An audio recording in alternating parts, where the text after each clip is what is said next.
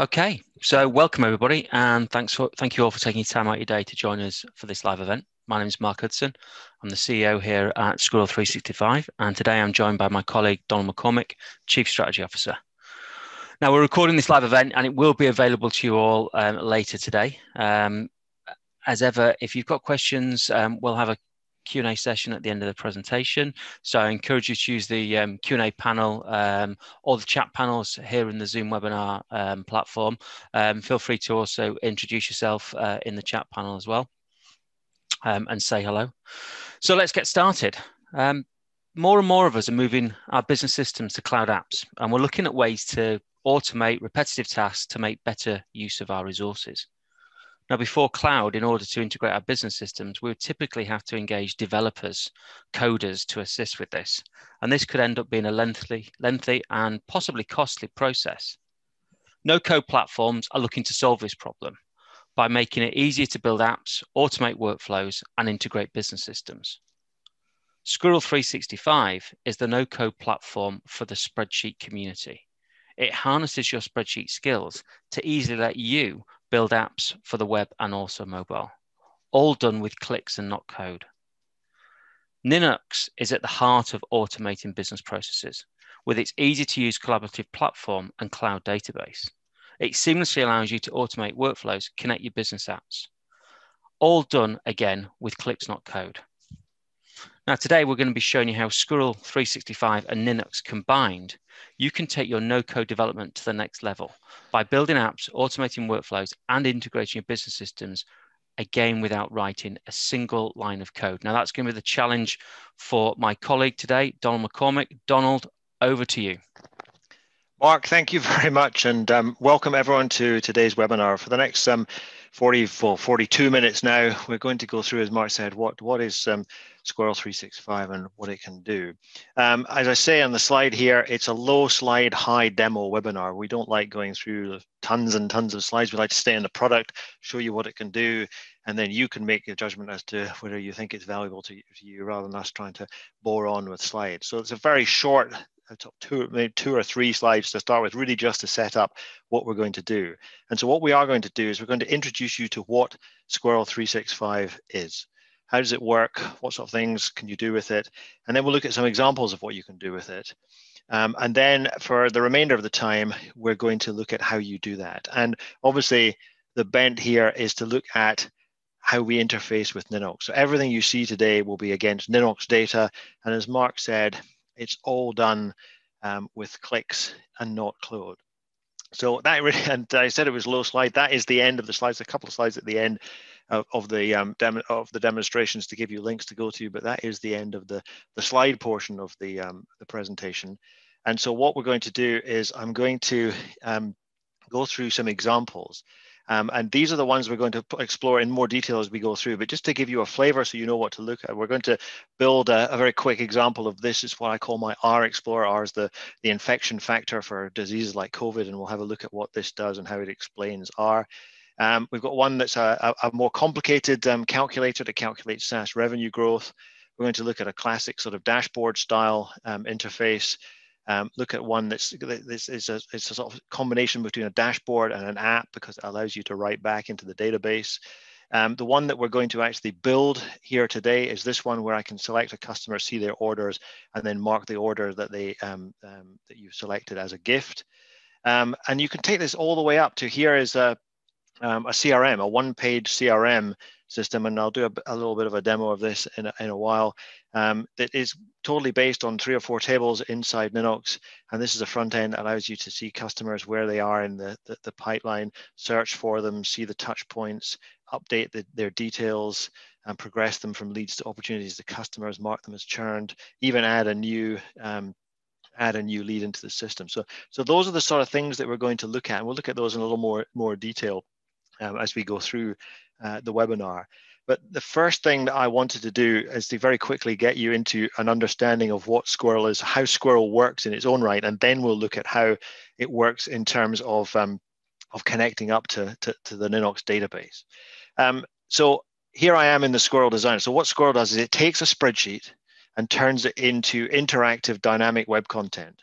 And all those things that you've just seen in the browser are examples of the type of content that you can create with Squirrel. And I can't reinforce this enough. There is no code. I mean, obviously all of those are web-based applications. So if you were an expert at JavaScript and HTML and CSS and maybe Angular or React or something like that, you could build any of those from scratch. It would take you quite a while and you would need those specific skills. What Squirrel does is allow you to build those from the knowledge you have about spreadsheets. And frankly, it doesn't have to be that sophisticated knowledge about spreadsheets. Pretty much the knowledge that almost everybody has about spreadsheets is enough to take with you into the Squirrel world so that you can then build these sort of interactive visualizations, these sort of dashboards, these apps, these whatever workflow apps, whatever you want to call it, just this amazing content. So to give you a flavor to start with, that R calculator, I'm just going to build that in here. So the first thing I do is I import a spreadsheet. And this is my spreadsheet here. It's very simple. It was actually, I was blogging about this today. It was a friend of mine was asking me about R. So R is the infection factor, whereby in the pandemic and in COVID, or indeed with any infectious disease, is the number of people that will be infected by someone that is already infected. And obviously, if you infect more than one person, it's going to grow. If you infect less than one person, or on average, it's going to decline. The issue is, well, people, and my friend was asking me, saying, so, but why is the people so, why is R such a big thing? It's such a tiny difference to R makes a big difference to what we are allowed to do. Like, if it's just above one, we're all locked down. If it's just below one, we're on the road to normality. How does that work? So I try to explain it to him, and by the seconds of the words exponential growth came out, he'd switched off. So I tried to find a different way to explain this to him. So I thought I'd build a little Squirrel model to do this. And so Squirrel, as you can see, has the spreadsheet in here, and this is just take normal spreadsheet formulas in here. There's nothing complicated at all. It's just taking the infection rate and finding out the new infections and building that up over time. This is the standard stuff of Excel modeling. And then, as you saw, I can just drag components onto the Squirrel canvas. And then the magic happens when I connect what's happening in the canvas to what's happening in the spreadsheet. So the first thing I'm going to do is to bind this chart to my new infection. So I say, where are the values? The values are my new infections there. And there I've immediately got a chart of that. And I want to, rather than ABC down there, I'm just going to say my category labels are my 15 or 14 rather weeks. So I've got that there. Maybe I can give a title here, just infections, like that. I'm going to turn off the subtitle, don't want that. So there I've got my chart of with R at 1.1, how it goes up. So spreadsheets do charting, nothing too revolutionary with that. But what I can do with Squirrel is I can add other components that control the spreadsheet. So I'm going to add a slider here. And this slider is going to control the value of R. So I'm going to say, I want this slider. In the way that I sort of said the chart was bound to various cells in here, I'm going to bind the slider to the value of R. But unlike the chart, which is just taking output, this is input and output. So I'm going to say I want that as a number because it's so sensitive. I'll have it to 2 decimal places. I'll get it from 0.5 up to 1.5. And now what I've got, if I preview this as an end user would see it when I publish it, what I have here is the ability to say, oh, hold on a second, let me just get this. I've got the wrong steps in here. So I want it to go in 0.01 sizes. So there, if I come in here, now you can see what happens when I go up and down. Now it's actually quite nice to see it at it's stable at 1, but it's hard to get it exactly right with the slider. So what I'm going to do here is I'm just going to add another way of affecting this, which is a spinner, a value input. And again, I'm going to make this from 0.5 to 1.5. And again, the step size is going to be 0.01. Now, that's much easier now to get it to, oh, sorry, hold on a second. I need to format it so we can see the decimal places on it. And there we go, that's much better.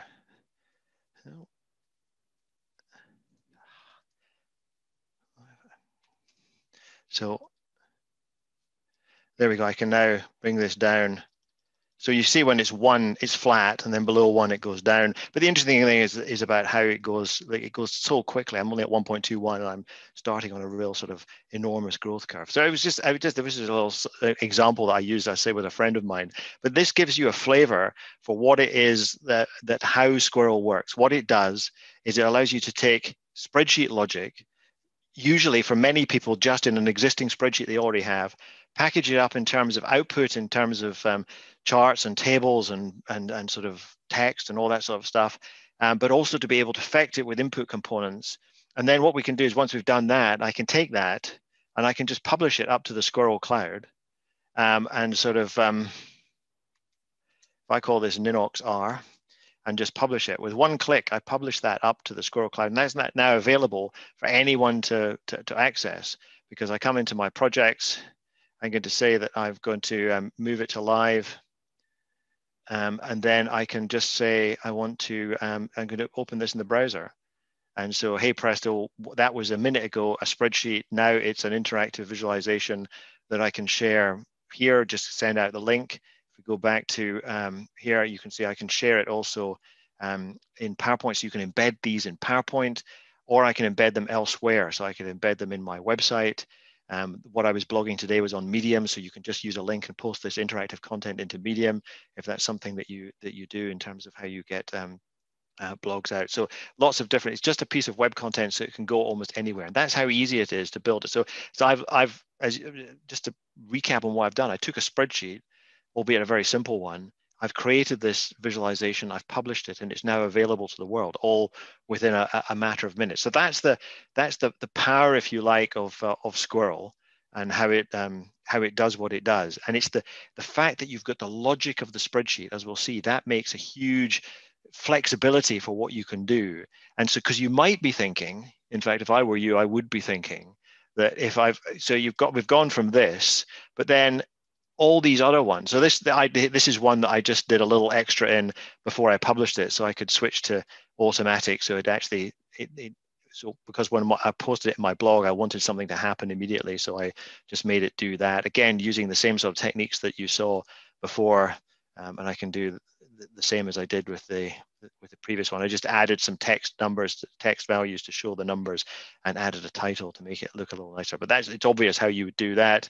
And this one's the same. This one is the same, only there are more things on here. I can sort of do my churn and see what happens to my revenue with churn. Maybe I like the one where I go sort of exponential growth of my trial conversion rates. But what I've got here, so that first one was just a standalone, but this one connects actually to an Ninox database, because it allows me to save scenarios. So I've got all these scenarios here. That's exponential growth. That's it's another exponential growth. I will save that twice. One with a second year drop off. That's max, and one is just flat there. But the interesting thing, so and if you come to the Ninox database, if I come into here and then look at SAS scenarios, those are the ones there. So you see there are 5 of them, drop off to max. If I come back to here, oh no, not come back to there, come back to SAS revenue, I'm now going to say, let's close this and say, let's just put monthly churn up to 13% and paid conversion up to 13%, or actually 64% is about the same. And now I can say this is Ninox, the Ninox scenario. So I saved that away. That's actually saved it back to the Ninox database. So if I go back to Expo, I go to Ninox, and you see it comes back to those two being here. But if I come back to the database, you'll see that it saved it there. This is just a way of saving the data. This is all the values that I need to save. But you see, it dynamically added it. So now my Ninox database has got that in there. So then if I come a more traditional view for those of you who are interested in dashboarding, again, this comes from Ninox. The journey and unit performance in here comes from 2 tables, this journey here and this traffic. So they're red when the dashboard comes up, to the data is pulled out of Ninox. But also this one has a write back capability, because I can show comments. So if I come back to here, I've got my dashboard comments. So these are my comments that people have already typed in. If I can maybe add a new one, Ninox comment, I add that, it appears in my comment list. Obviously here I can select things like, see the longer, it's either dotted out there, but I can see the full one when I click on them. Ninox comment is just the Ninox comment. But again, just that clicking that add comment button has meant that I've now got that Ninox comment in there. So I'm gathering comments. It's being stored in my underlying database. One that's sort of a hybrid and moving us towards the app sort of styles is this little dashboard of data. And this data actually comes from this orders here. So I've got all my orders by customer, by product, quantity, price, and total. And if I come back to the thing here, what this allows me to do, so I can select which ones I want to see. So there's a consolidation there. So I add up all the orders by the particular supplier that I'm working with. But in here, what I can do is I can come in to say, so let's say this CNA one, I'm going to click on Hot Wheels here and then see the invoices for Hot Wheels.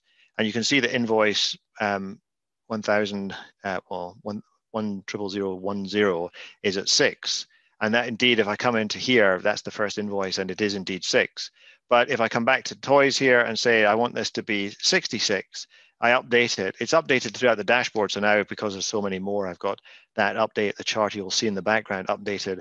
But you'll notice here that it's updated in my Ninox database as well. So it's all full read write. I'll just reset that to there. Again, see the chart changing in the background. So again, I've got sort of the ability to navigate my data. Maybe just all I need is information today. But then when I come across something that might need to be fixed, if I have the right sort of access in the system, then I can do that. Then there's well, actually we'll look at this one next, which is the one that we're going to look at. So after I've gone through the next couple of these examples of what we can do, this is the one I'm going to build. And what you can do here is you can do things like search. I'm going to say, I'm going to just see the Bob, the people, I find Bob in my database. I go down here and then I've got my orders for Bob, and then we can see something like here. So order 214 is not marked as a gift. So I'm going to click on that, and then we'll see, yes, it's marked as a gift.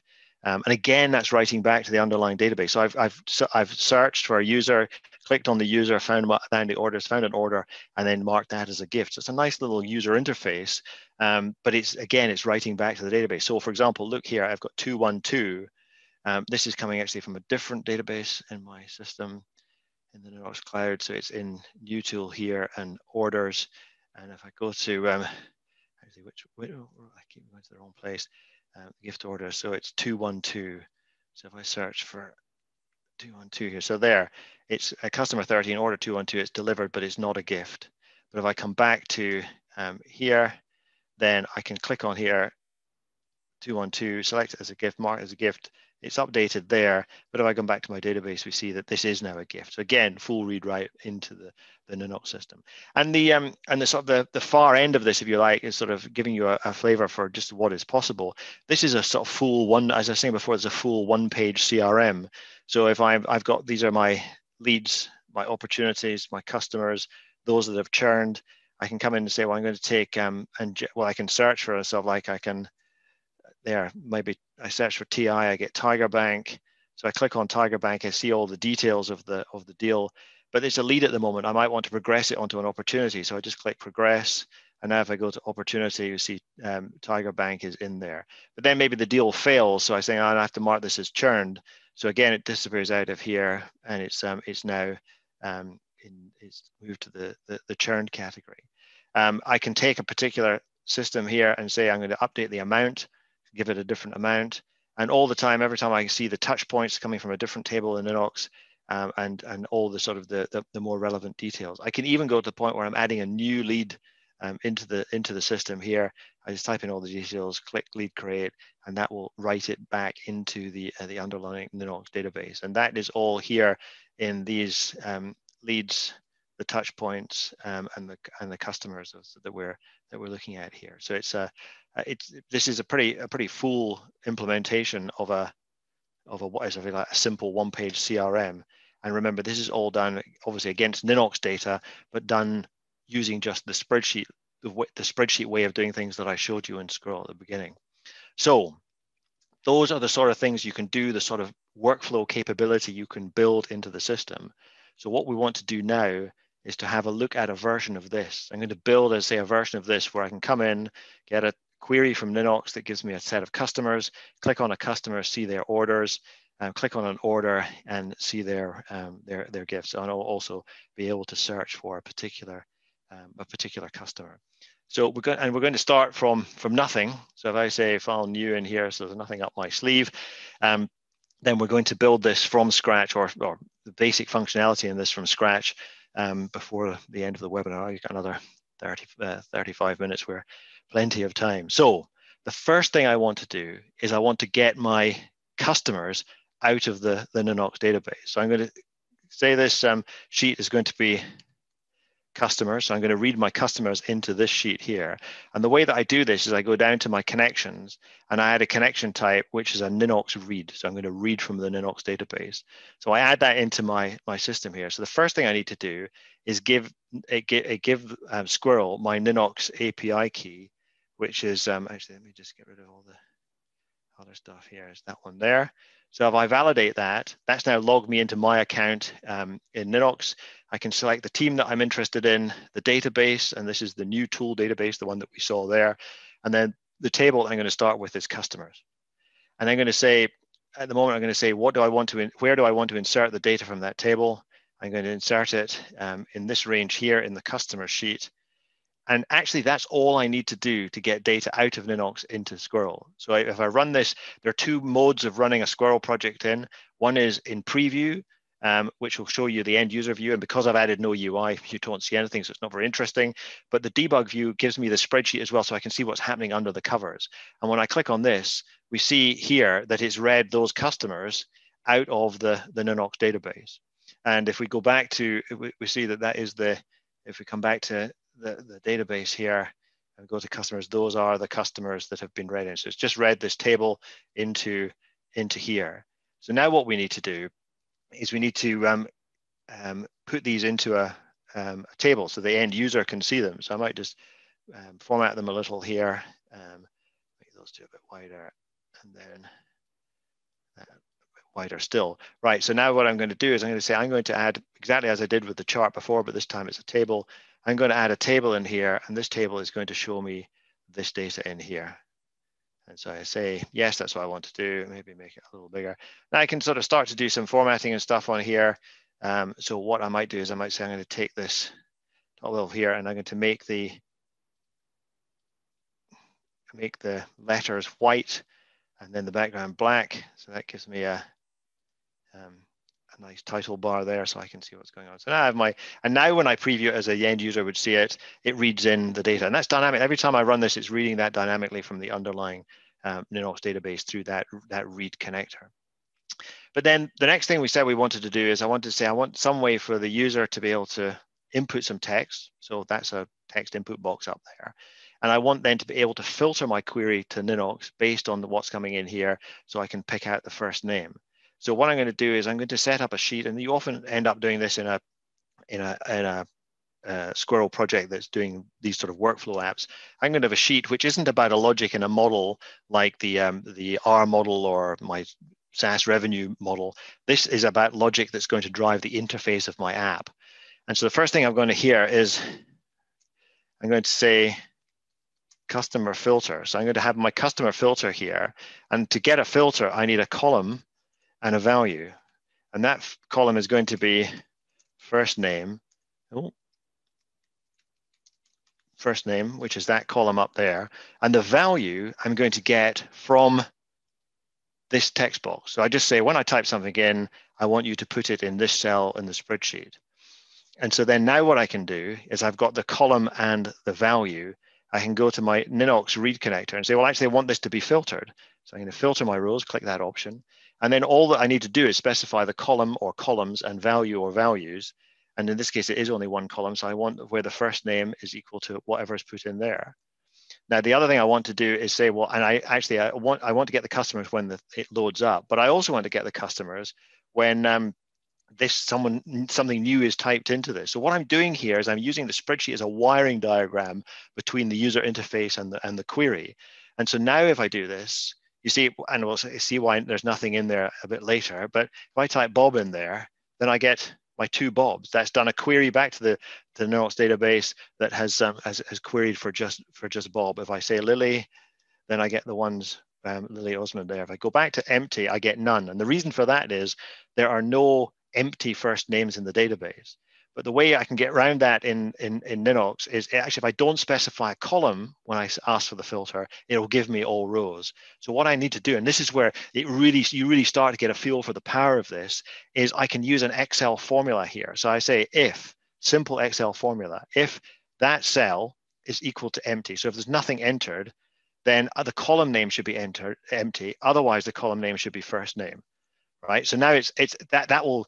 So when this is empty, there's no column name, so there's no filter. So now what will happen is I get all of them when I start, and I say Bob, I only get Bob. If I go back to empty, I get empty, go back to Lily, and that's basically, then that's going dynamically back to the underlying database. So already a few clicks, wiring up with the spreadsheet, nothing complicated going on. I've got my customers and I've made them searchable. So the next thing I want to do is to get my orders. And so I'm going to rename this as orders. And to do that, actually, we'll rename this as get customers. So that's a Ninox read that gives me my customers. I want a second one that's get orders. And it's basically the same as we had before. I'm going to put my key in there. Again, select my team, same database, but this time I'm going to say orders. And where do I want to insert that data? Well, I'm going to insert it here in the orders table there. And again, if I come and debug this, I see that I've got my all these orders in there. And now what I want to do is I want to be able to take those and then put them up in another table. So I'm going to add a second table in here, put it under this there, and I'm going to bind that into my orders. So now they're all the orders. Actually, I might make it a little, put these out like that. Maybe make the gift centralized so you can see it better. And then this one here, I'm going to format as currency, but then like that. So there we go. If I do those, there we go. That's a little better. So that's they're my orders. And so we see here, but now they're not tied. They're just all the orders coming out. You see, I've got all these customers, and I want just the orders for a particular customer. So what I want to do is when I select something in this table, I want that to update there. So what I'm going to have to do is go into my app and sort of, actually, I'll just make that yellow because that shows me that that's a value coming in from this text box here. But I'm going to now do an order filter, which is pretty much exactly the same as what's almost the same as the customer filter. So the column is going to be customer number, which is because I only want a particular customer number. Now, where's the value going to come from that? Well, it's going to come from what I select on in this table. And what I'm going to do, what I can do is when I select on this table, it's going to write into the spreadsheet the selected position. So this here, I can come in and say data insertion, position that I've selected is going to go into that cell there. So how do I translate the position in here? Well, it's actually just 1, 2, 3, 4, 5. And so I could just use it. But actually, when I do things like search, that will not be 1, 2, 3, 4, 5. So I actually, again, have to resort to use a little bit of Excel logic. And what I'm going to say this time is I'm going to just click on here, index. So I'm going to take the index from the customer table. So this down here is my list of my customer numbers. And then I'm going to take the selected position from there. So there we go there. If I put 1 in there, I get 1. If I put 2 in there, because that's looking up, and 1 is 1 and 2 is 2. But the important thing here is if I go into, look what happens now if I go into debug and I type Bob, then it's 2 is 13. So if I click on there, it's now saying the value is 13. So that's exactly what I want. When I click on this, I've got customer number 13, and that's what I want to feed in to the underlying table down here. And I do that through the get orders. So once again, I sort of say, what I'm going to do is I'm going to say I want a filter, and that filter is just going to be the customer number and the value. And then the other thing I want to do is I want to trigger this, not just on load, but I want to trigger it whenever that selected position changes. So again, I'll say refresh on cell, and then put that in there. So now what should happen? If I come in here, if I click on a customer, then, no, let me just see why, maybe I haven't.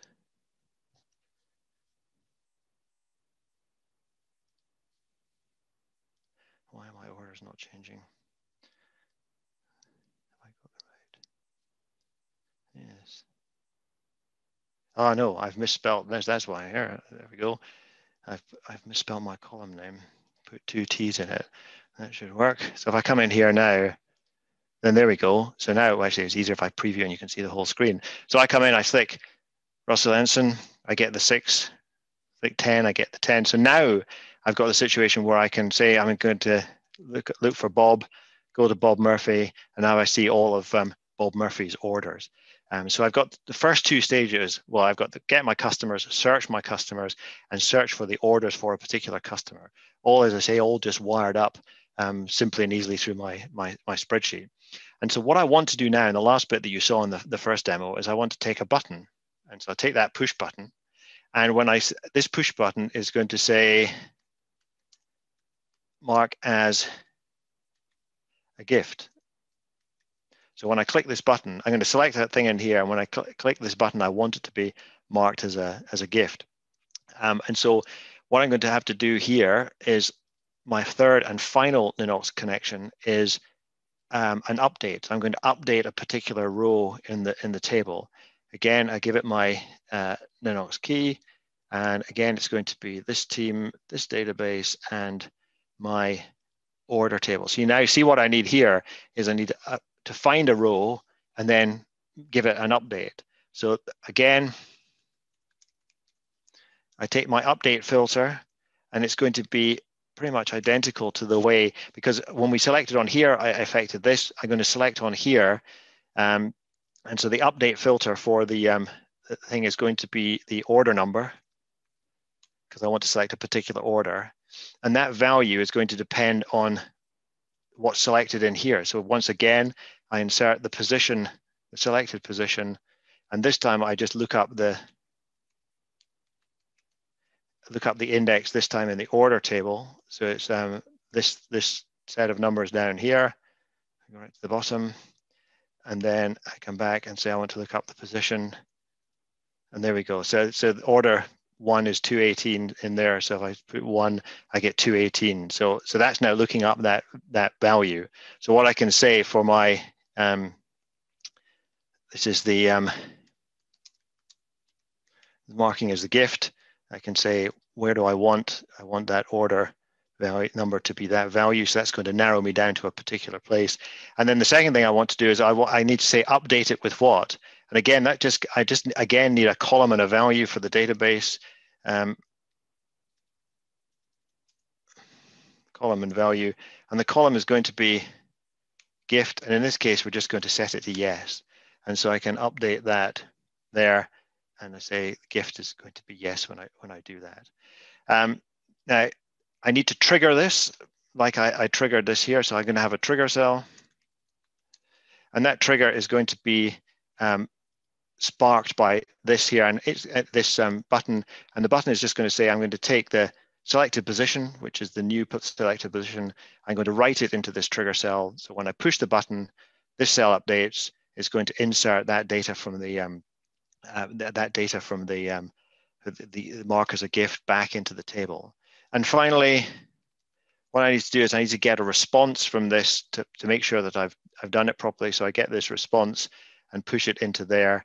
And so if I come in debug, you can watch all this happen. So if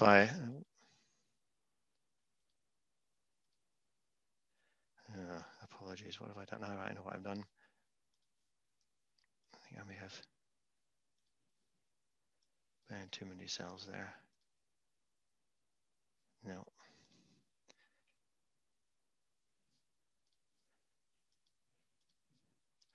Let's see.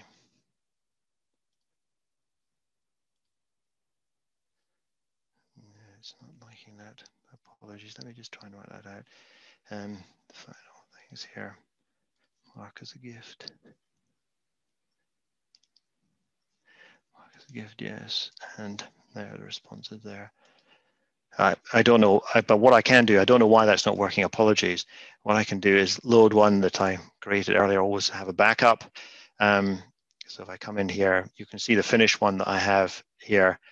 So just do that there.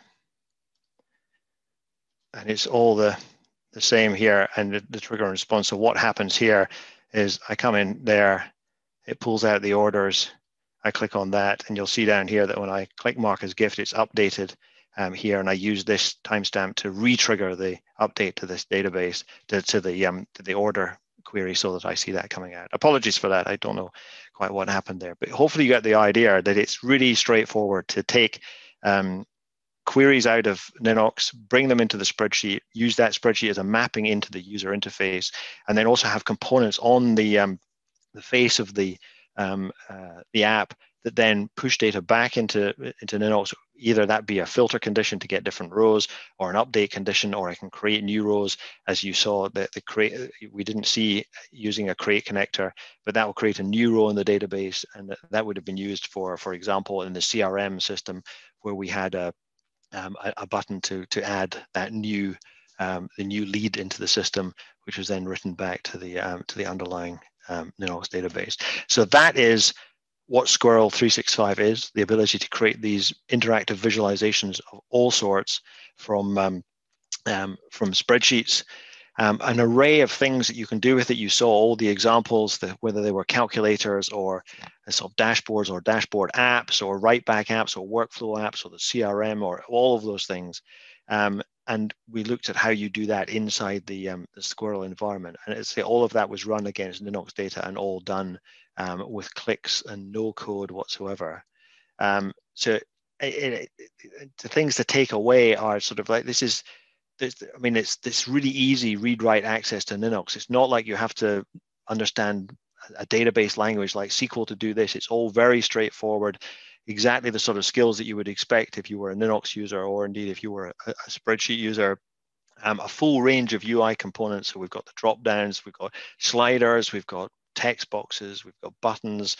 You can pop up dialogues, as you saw in the scenario, saving or the comments, or for the dashboard, the scenarios on the calculator. You can pop up a dialogue that does something, so that's the overlays to do something different like you would in a usual app. And all of that can be dynamic, and it's dynamic based on the spreadsheet. So there's nothing more than cells in the spreadsheet saying turn this on, turn this off, update this. So it really is dependent only on the ability to know Excel or a spreadsheet, which is frankly one of the most common technical skills in the world.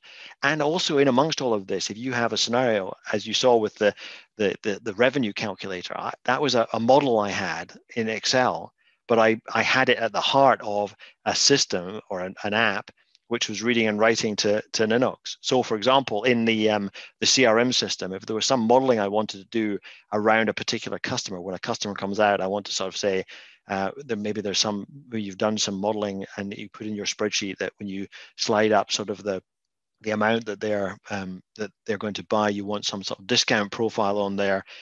Then that you can do that as well, and that would all be in the spreadsheet, and that can be at the heart of your application. So it is an amazing combination of using the spreadsheet to drive the UI and drive the interaction with Ninox, but also have it available to do those sort of calculations that you would normally do in Excel. And all of this is with clicks, not code, just with a sort of a modicum of spreadsheet knowledge.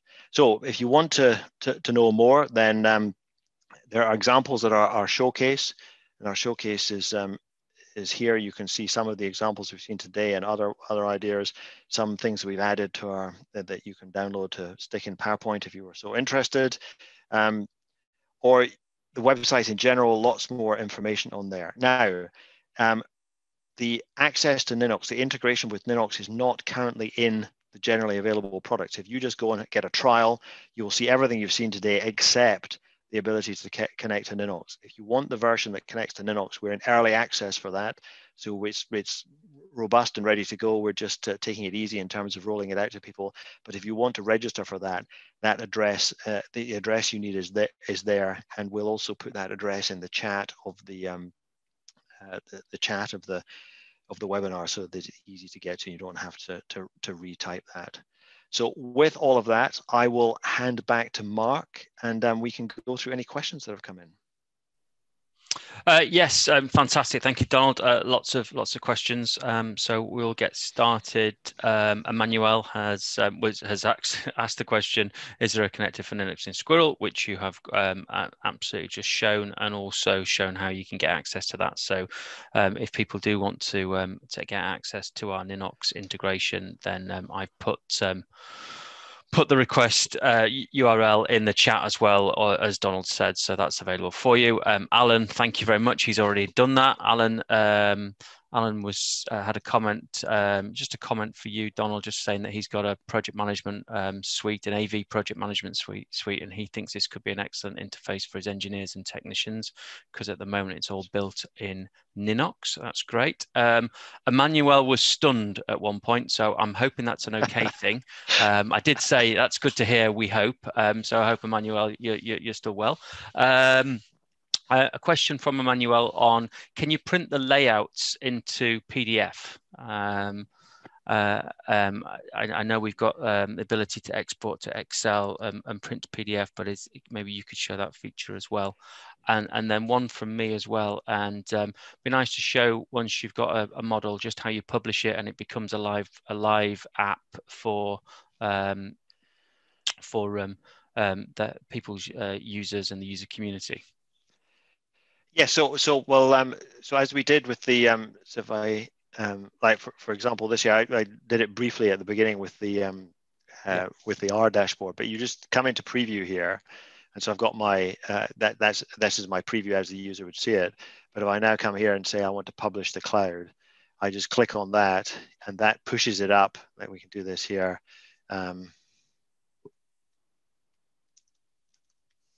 Ninox gift. That's now publishing it up to the cloud. It's now on the Squirrel cloud servers. There it is there. And it's in draft at the moment, but I can move it to a live project, so then it's available. Gives me control over when it's visible. And then if I want to share it, I can get the link to share it into PowerPoint. We haven't really looked at PowerPoint today, but you can embed any of these inside a PowerPoint presentation. The one that you will normally use is the web link. You copy that and then just take that link and send it to whoever you want to see it. Or you can get an embed code, which is actually a bit of HTML, which allows you to put it into things like WordPress or your website or whatever it is. And one of the things I was saying earlier on is this web link will also work in things like Medium. So you just copy it in. It's using a technology called OEmbed, and it just immediately embeds into a Medium article if that's something that you're into. So yeah, lots of different ways of sharing that. So that's the sharing. And once you've done that, there you can then sort of come in and see some stats.